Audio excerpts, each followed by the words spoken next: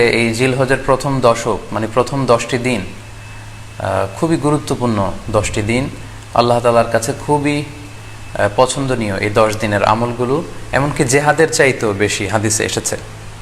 এই 10 দিনের ইবাদত আল্লাহ তাআলার কাছে এত বেশি পছন্দনীয় হওয়ার কারণ হচ্ছে এই 10 দিনে আল্লাহ তাআলা উম্মাহাতুল ইবাদাত অর্থাৎ যত মৌলিক ইবাদত আছে সবগুলো মৌলিক ইবাদতের একটা সমন্বয় করেছেন জিলহজ মাসের এই প্রথম 10 দিনে, যেটা বছরের অন্য কোনো সময় কিন্তু পাওয়া যায় না।